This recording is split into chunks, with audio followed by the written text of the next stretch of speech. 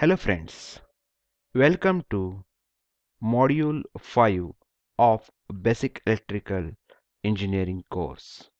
In this module, we are going to study about the basics of electrostatics. So these are the outline of my presentations. At the end of this unit, learners are able to recall the concept of electrical charge and related terms, discuss the laws of electrostatics.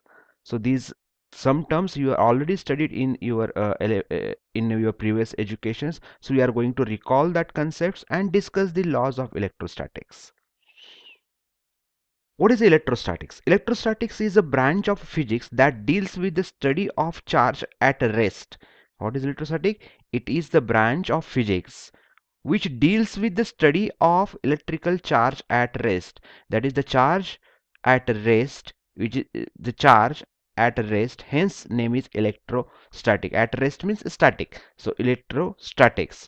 What are the examples of this? Examples of electrostatic: the charge on the cloud. We know that the lightning is fallen from the sky to the ground. That is due to the charge on the clouds. The charge generated when pen is rubbed on woolen. You might have experienced this in your school days, that when you rub a pen on a woolen, then a piece of paper is get attracted towards the pen. That is, some charge is developed on that pen.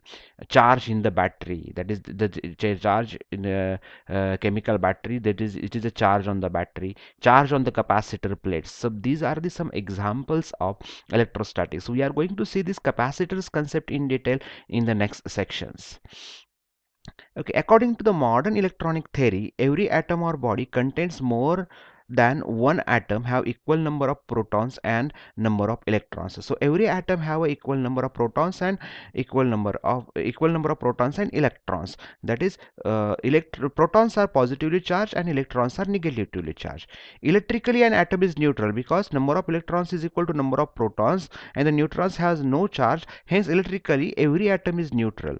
Using various methods, number of electrons in atom can be added or taken away or take away. We know that we can add the electrons in an atom or we can separate out the electrons from atom. It is not possible to separate out the protons from the nucleus, but we can easily by applying some force we can remove the electrons or we can add the electrons in an atom. Such body with a different number of protons and electrons is said to be electrically charged. When is body said to be electrically charged? When the number of protons and number of electrons are different, then it is said to be that body is electrically charged. So there are three types of electrical charge. So let us understand what are the three types of electrical charge: positively charged particles, negatively charged particles, and neutral particles. What is a positively charged particles? In these particles, the number of positive ions are larger than the negative ions, means number of protons are larger than number of electrons. To neutralize positive charged particle, electron from surrounding come to this particle until the number of protons will become equal to the number of electrons. Okay, number of protons will be equal to number of electrons. So that is, if you want to neutralize the positively charged atom, we have to add the electrons. Okay, so in the positively charged particles, the number of protons is greater than number of electrons. In negatively charged particles, number of electrons are larger than number of protons. If you want to neutralize the negatively charged particles, then we have to remove the some extra electrons from the shell of the atom, and that shell of the atoms, then we can make the number of electrons is equal to number of protons. Neutral particles means it is having the equal number of protons and equal number of electrons. So positive ions is equal to negative ions, so it is called as a neutral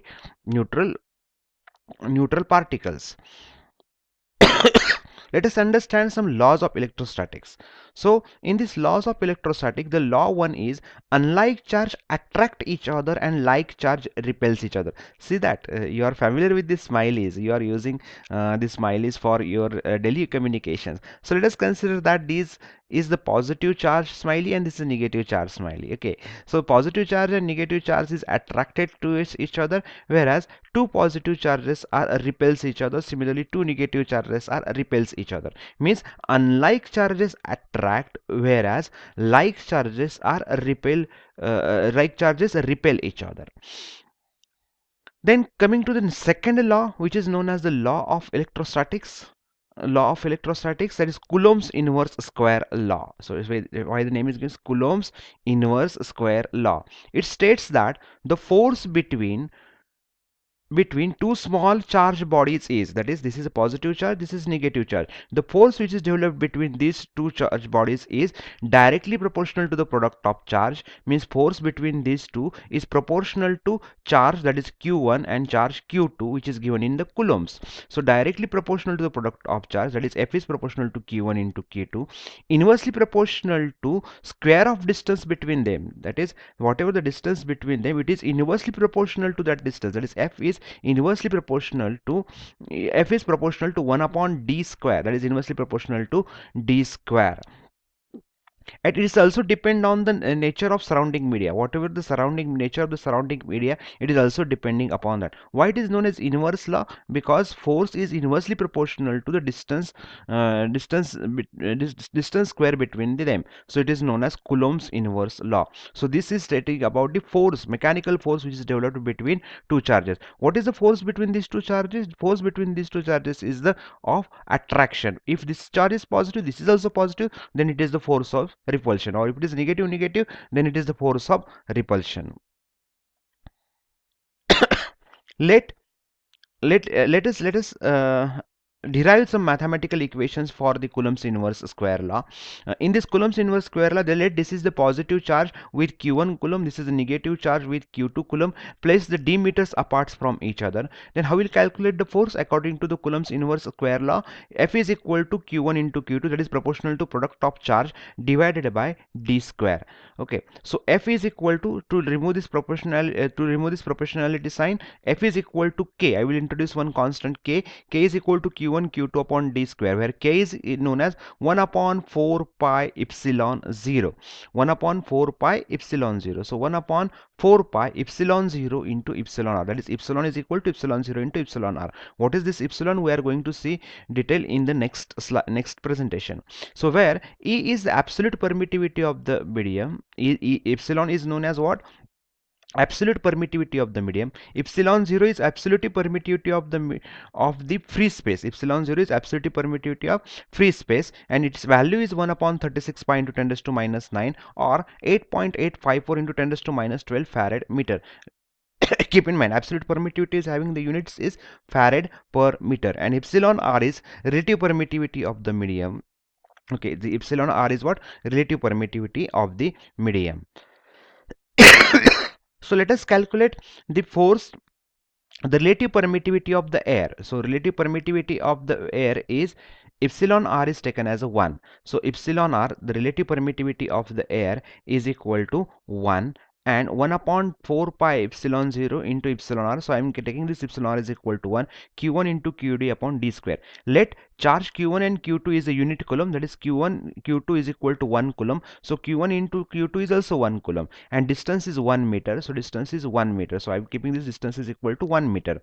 So if I substitute the value q1 q2 is equal to 1 and distance is also equal to 1, the force will become 1 upon 4 pi epsilon 0. If I substitute the value of epsilon 0 as 1 upon 36 pi into 10 raised to minus 9, this gives me 9 into 10 raised to 9 Newton. Okay, the force which is developed is 9 into 10 raised to 9 Newton. So how you define the 1 coulomb of charge? 1 coulomb of charge may be defined as the charge which when placed in the air at the distance of 1 meter from equal and similar charge experience a force of repulsion of 9 into 10 raised to 9 Newton.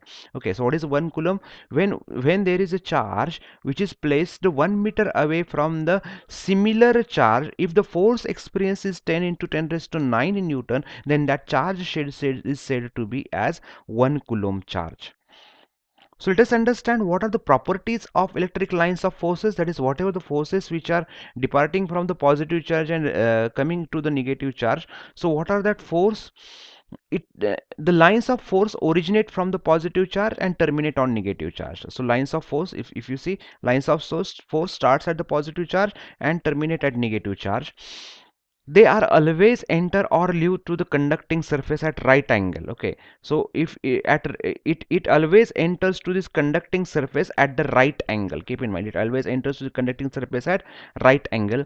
It never touch or cross each other. So if you look here, it is never touching or crossing to the each other. They are always in parallel. Parallel lines of force acting in the same direction repel one another, while lines acting in opposite direction attract each other. Okay, so parallel line which is coming in same direction, it repels; in opposite direction it attracts. There are always try to contract the length, thus behaves like a stretch elastic band. So they always try just like elastic band, they always try to stretch contract each contract. Okay, they always choose the low dielectric reluctance path. They always choose what? Low dielectric reluctance, just like a current. They always choose what? Low dielectric reluctance path. They have high near the curvature part of the radius. So if you see, they are very high near the curvature part, whereas it is low at the other parts. Okay, straight parts.